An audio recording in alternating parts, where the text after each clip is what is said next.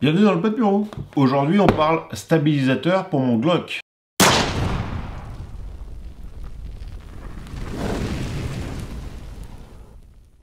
Et oui, vous l'avez peut-être déjà découvert, hein, il y a quelques vidéos, mais rarement en français.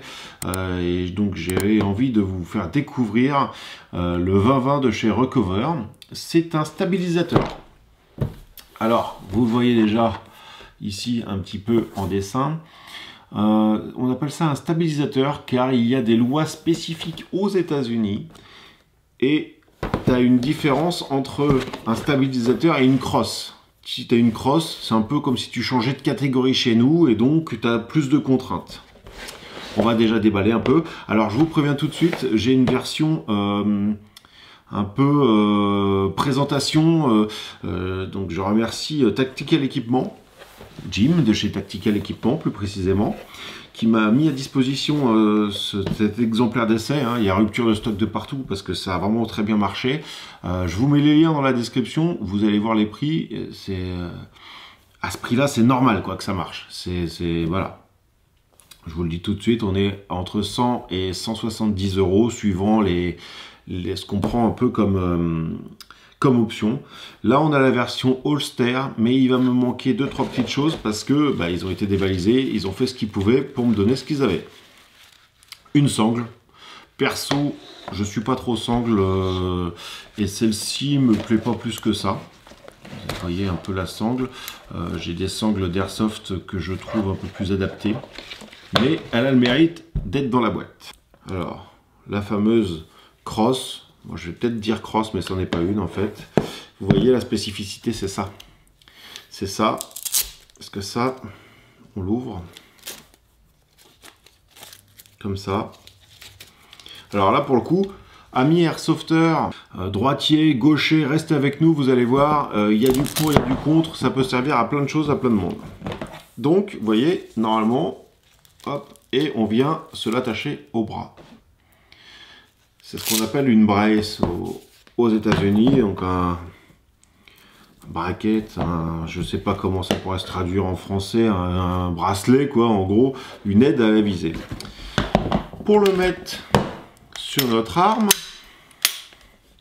ou notre réplique d'airsoft, il faut monter cette petite aide au rechargement. Alors ça peut se vendre à part, hein. Ils l'ont en plusieurs exemplaires. Et on a aussi, donc, alors c'est fourni avec plusieurs choses. On a la version qui dépasse comme ça pour le mettre dans la crosse. Mais on a la version plus basse qui sert seulement à réarmer comme ça. Pour ceux qui ont peut-être des problèmes de préhension, ils vendent ça à part. Il y a juste ça et on n'a pas la petite anse qui est ici. Alors ça, pour les répliques d'airsoft, ça n'a aucun intérêt. Pour les tireurs qui ont un peu une main faible ou quoi, ça peut être intéressant pour pouvoir le faire sur une table ou n'importe quoi. Mais ça peut être remplacé si on a un RMR, une optique en fait, un MOS. Ici, il y a des fois des culasses qui sont usinées. Et on peut mettre une petite optique qui ressemble un peu à ça d'ailleurs, avec un point rouge. On va y revenir parce que ça peut être intéressant par la suite pour la visée, le point rouge. Donc, avec les nouveautés YouTube et tout ça, je ne peux pas trop vous montrer comment ça se monte, hein, ou ça se démonte bien sûr. Je ne vais pas vous montrer comment le monter. Il y a la petite clé ici. Il y a une vis.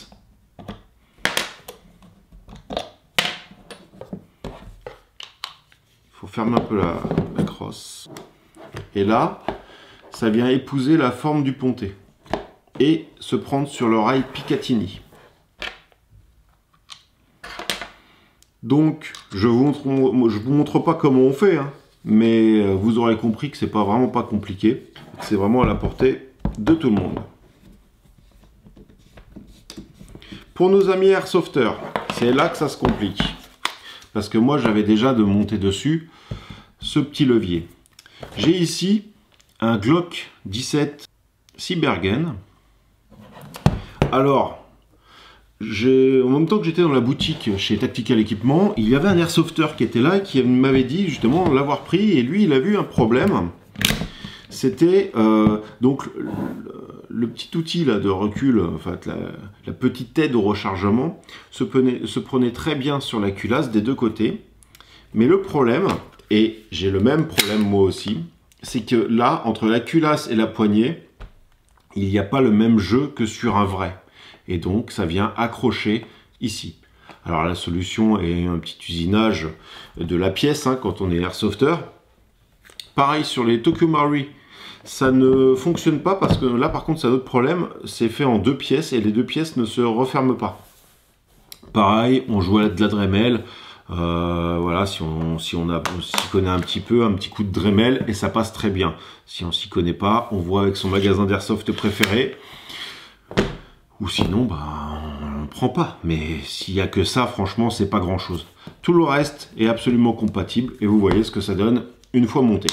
On a ici un petit bouton de verrouillage et on vient le reclipser ici et ça se verrouille. Je vais refermer le côté bracelet. Donc voilà. Et ma lampe, je la réintègre en dessous et ça nous permet même de mettre des lampes et un silencieux. Vous voyez qu'on a la place.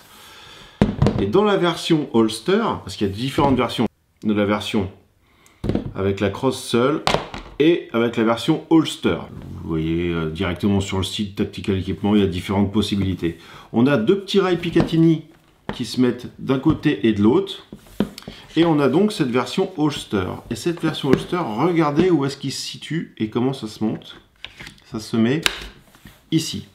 Ce qui fait que ça gêne pas pour les lampes, ça gêne pas si tu as un silencieux, rien du tout. Et là, tu te dis, génial. Alors, tu refermes, voilà, et tu l'as à la ceinture comme ça. Tu peux le choper très facilement. Il n'y a pas de problème. Là, de ce côté-là, le holster t'empêche de mettre ton doigt sur la queue de détente. Donc tu peux retirer. Et par contre, après, tu peux mettre ton doigt sur la queue de détente et tirer même complètement refermé. Ça pose pas de problème. Les gauchers ont un accès encore plus privilégié pour pouvoir tirer. Pour nos amis gauchers comme moi, en fait, moi je suis droitier arme de poing et gaucher arme longue. Et si on regarde, la crosse est légèrement décalée. Là où quand tu vas te mettre comme ça, le gaucher va avoir plus de place et donc ne va pas du tout toucher. Le droitier, lui, va avoir les dents qui vont morfler à chaque tir. Alors, je vais essayer ça après au stand de tir. Je vais vous montrer tout ça, les différences. Moi, je le tiens comme un droitier, donc je le mets à la ceinture côté droit. Et ensuite, je le déplie et je me mets côté gauche. Ça pose pas de problème. Je vous parlais donc du holster. On me demande souvent quoi mettre comme holster quand on a une lampe comme ça. Effectivement, ça rentre plus dans les holsters formés standards. Avec le 20-20, on a le holster qui vient donc prendre le côté. Ça nous permet de mettre n'importe quoi comme lampe et comme silencieux au bout. Et il existe une solution avec le 20-20 pour n'importe quelle lampe, la petite, une grosse ou un silencieux.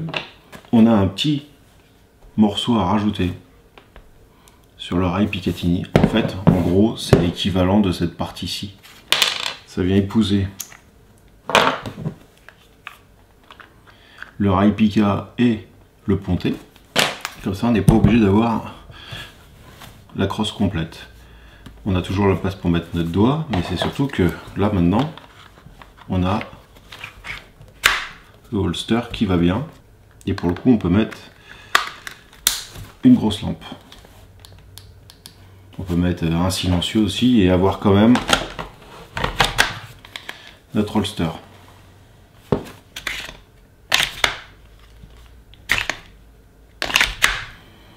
Droitier gaucher en plus.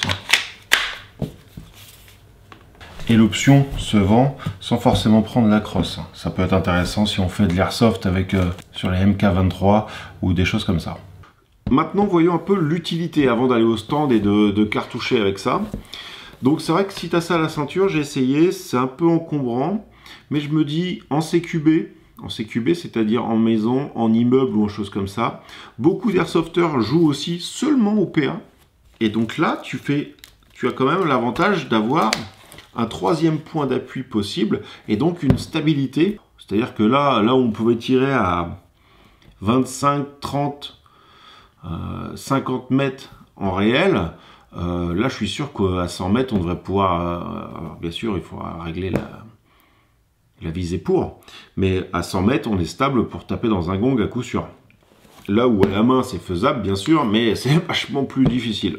Pour les airsofters donc, qui veulent être en CQB ou pour ceux qui prévoient une utilisation en maison, je pense que c'est parfait parce que tu n'as pas une grosse arme qui va être encombrante et rien. Et pour une maison ou en intérieur, tu n'as pas un recul où on t'oblige à avoir une arme longue.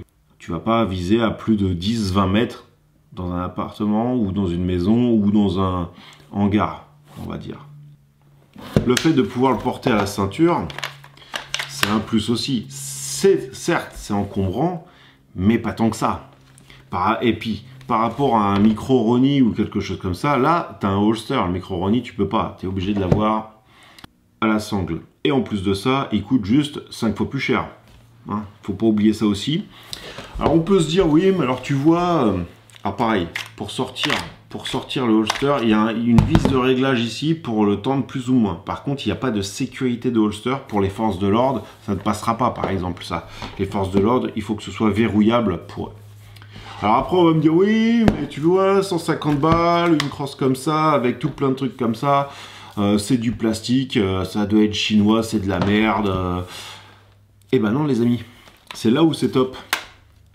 Déjà, c'est pas chinois, c'est fabriqué en Israël par une famille d'Israéliens. Pendant le coronavirus, ils ont d'abord, d'ailleurs même dû faire eux-mêmes tous les assemblages parce qu'ils n'avaient plus d'employés. C'est Amir Porat qui a dessiné ça. C'est marqué, son nom d'ailleurs est marqué un petit peu partout sur le cover.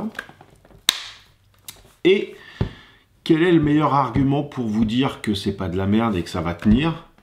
Eh ben, le meilleur argument, c'est que c'est garanti à vie. Il t'arrive quoi que ce soit. Quoi que ce soit, tu as un problème, quoi que ce soit, c'est garanti à vie. On peut pas. C'est comme Facom à l'époque, quand ils fabriquaient encore des outils corrects.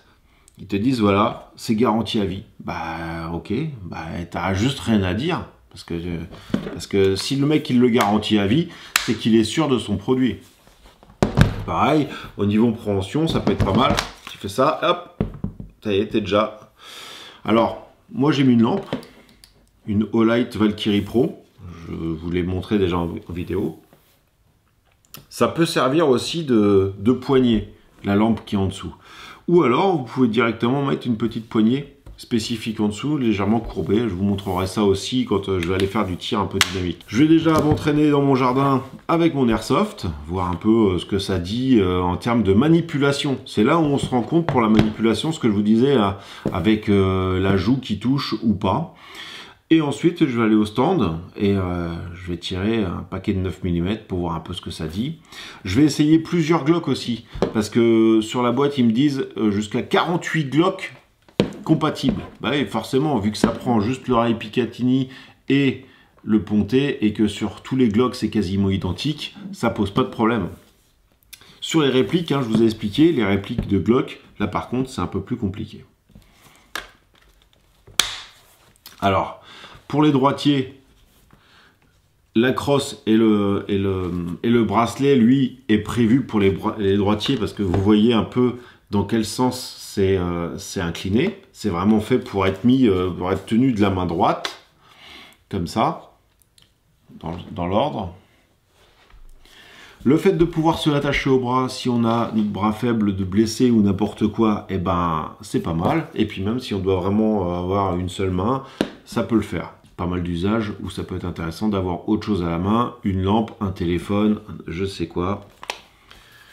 Pour de la défense à domicile, ça peut s'avérer pas mal. Je ferai une vidéo spécifique défense à domicile. Qu'est-ce qui est le mieux entre une arme de poing, un AR-15 et un fusil de chasse? Pourquoi, comment, les plus, les moins, et ce sera à vous de choisir. Je vous donnerai quelques pistes. Il va y avoir en option quelque chose qui existe pour pouvoir... Donc ça sera une petite poignée et il y aura un chargeur supplémentaire aussi devant. Par contre, tu ne pourras pas mettre ta lampe, mais ta lampe, vu que tu as des rails sur le côté ici, tu pourras mettre la lampe sur le rail. Voire même peut-être une Odin. C'est un peu grand Odin, mais pourquoi pas. Et je vous présenterai tout ça au fur et à mesure que j'ai les éléments. Et donc il y a différentes choses. Ici vous voyez la couleur tan, il est disponible aussi dans cette couleur là, moi j'ai demandé du noir, et vous voyez aussi le support de point rouge. Oui, parce que le problème, là voilà, il se met avec le rail Picatinny. Le problème c'est la visée qui nous oblige pour les droitiers à mettre le visage assez bas, et donc on rentre un peu en contact avec la crosse. En fait, ce que j'appelle une crosse. Mais ça, voilà, c'est une vraie crosse. On a de la marge quand on replie, et là, on a donc une vraie crosse. Vous voyez, l'arrière est un peu différent, et c'est vraiment prévu pour s'appuyer, et surtout, c'est plus long, parce que la version braquette, la version bracelet, est vraiment très courte pour avoir un appui correct sur l'épaule. Et donc ça nous amène des problèmes de points pour viser, de mise en ligne des organes de visée plus précisément. Voilà. Donc ça peut être soldé et avec la crosse qui va être un peu plus longue et avec le point rouge que l'on peut mettre un peu plus haut. Bon, je profite d'avoir une Kel-Tec et quelques autres petits Glock. On va faire des tests de compatibilité. Alors par rapport à la Kel-Tec, elle est réglée au minimum. Et quand je mets poignet contre poignet, la 20-20 est un petit peu plus long. Mais par contre, si on la règle, on l'agrandit, elle va dépasser légèrement. Et vous voyez par contre que même avec un silencieux, on est toujours plus court, donc plus compact pour se déplacer. Niveau gueule, c'est quand même pas mal avec le silencieux. Hop, je vais retirer ça pour qu'on puisse voir.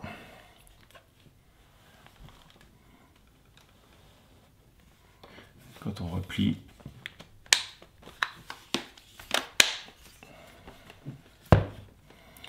et quand on l'a à la ceinture, bah ça passe encore. Ça gêne pas parce que ce qui pourrait nous gêner, c'est en fait ce qui dépasse là, mais notre bras est derrière, donc ça va. Vous voyez un peu ce que ça donne à la ceinture aussi. Donc vous voyez là, avec les bras, bah, ça gêne pas trop. Bon après, hein, là forcément j'ai un chargeur un peu long. Si on met un chargeur plus court, on est là et ça nous gêne pas parce que la partie crosse est vers l'avant. On peut avoir donc le silencieux, on peut tout avoir et tout sortir nickel.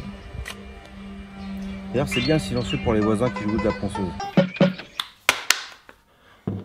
Pour le déplacement, donc voilà, quand on replie la Kel-Tec, hein, c'est un peu l'avantage de la Kel-Tec, c'est que ça prend pas de place. Avec un silencieux, ça fait exactement la même taille. Donc autant vous dire que sans silencieux, on est sur du bien plus compact avec le 20-20 ou 20-20 pour ceux qui veulent se la raconter. Hop, on est vraiment mieux, plus compact. Pour du CQB, hein, je parle, ou pour du transport. On tire la même munition, on utilise les mêmes chargeurs, sachant que la Kel-Tec étant une arme longue, on a le droit d'avoir des chargeurs de 30 coups. Chargeurs comme ça. Donc pour la Kel-Tec,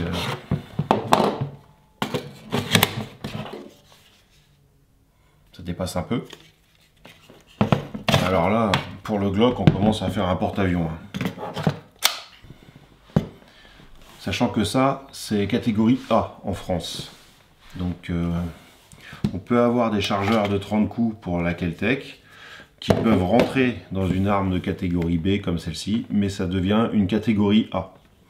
Je sais, c'est pas forcément réfléchi correctement, mais c'est la réglementation. Nous allons donc maintenant passer à différents essais avec différents Glock. Alors, nous avons un petit 43. Et quand je dis petit, regardez par rapport à mes pattes. Ça pour... D'ailleurs, il y a un petit clip, histoire de pouvoir le mettre à son pantalon. Parce qu'au Texas, on peut faire ça. C'est pas très grand. C'est un chargeur simple pile. Donc pour le coup, on est vraiment sur du compact. Ça, faut pas se leurrer. Le 20-20, il est sur 48 Glock compatibles. Mais vu que l'on prend... le ponté et l'arête arrière et le rail Picatinny, il va falloir quand même que ce soit à la norme Glock 17-19. On a ici, ça c'est un 21. Donc le 21 en gros c'est l'équivalent d'un 17 mais chambré en 45. Si on regarde, on est très très proche. Il est à peine plus long, mais vous allez vous rendre compte que ça va nous poser problème. Et ici on a encore un 17, mais qui lui a un avantage, je voulais mettre en avant, ou un inconvénient de la crosse. Quand on la chausse un petit peu plus bas, dû à la crosse. Et donc avec le pouce, là où d'habitude je fais glisser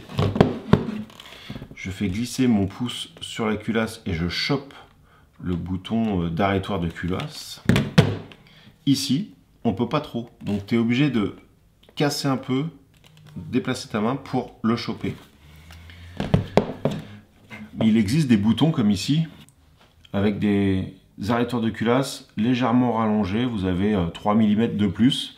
Et là, pour le coup, même chaussé exprès bien bas, on peut le choper assez facilement. Là où je pourrais pas le choper normalement. Donc ça peut le faire. Donc le 17, on sait que ça rentre. Donc là, vous voyez, on a ce qui prend le ponté ici, l'avant du ponté, le rail pica.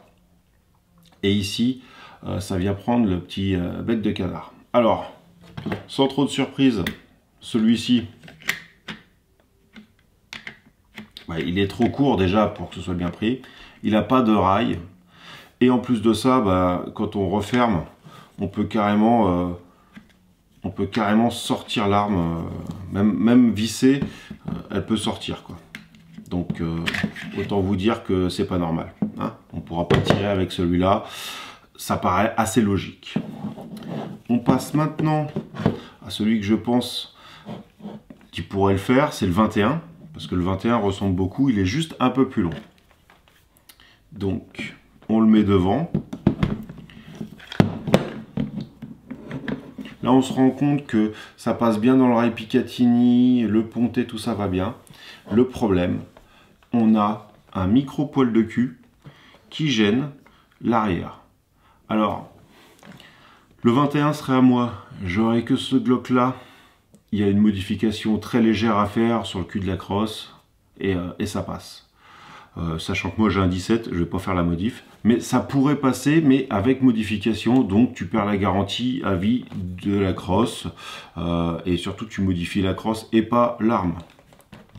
Mais ça ne passe pas pour celui-là. Je vous laisse aller voir sur le site de Recover la compatibilité assurée, hein. Comme je vous dis, déjà au niveau de l'airsoft, c'est pas très compatible. Mais alors même arme réelle, vous voyez, les 40 Glock, je pense que c'est plusieurs sortes de 17, plusieurs sortes de 19. Forcément avec un silencieux, les organes de visée n'ont plus de fonction. Mais de toute manière, avec le 20-20, le mieux c'est de mettre une optique point rouge qui va pouvoir nous permettre aussi de réarmer. Donc là il faut que ce soit un MOS, hein, parce que si on prend juste l'adaptateur qui se met à la place de la hausse, ça va pas, mécaniquement ça va pas tenir longtemps. Et en plus ça nous permettra d'avoir silencieux, pas de silencieux, que ça change rien. Et en plus ça va nous éviter d'avoir la joue collée sur la crosse, qui pourrait rendre au contact au tir un peu désagréable. Bon, maintenant il va être temps d'aller jouer avec au stand de tir.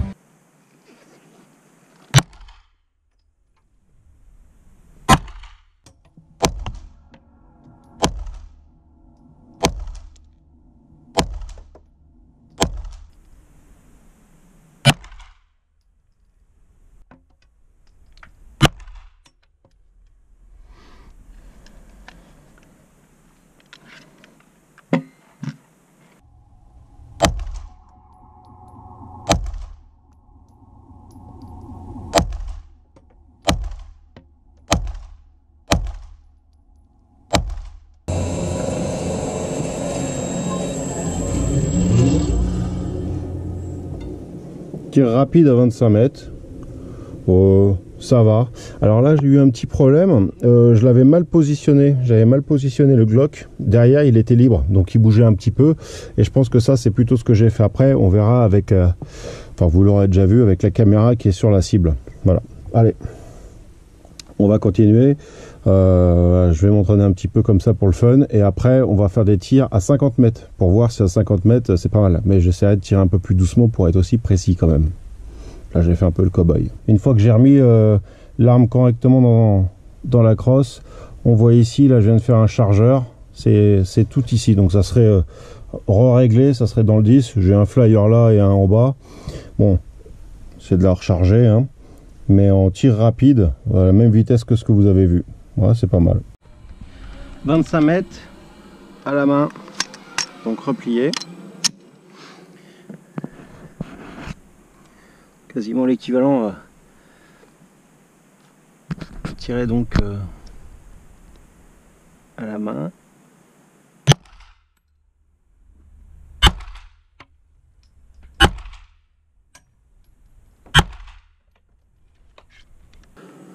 Voilà, mal levé. C'est pas trop mal. Peut-être celle-là, je sais pas si je l'ai coché avant ou pas.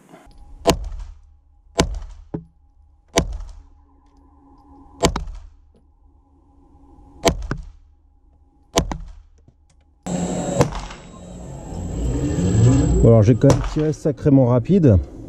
1, 2, 3, 4, 5, 6, 7, 8, 9, 10, 11, 12, 13, 14, 15, 16, 17 certainement par là, parce que je les avais pas remarqués.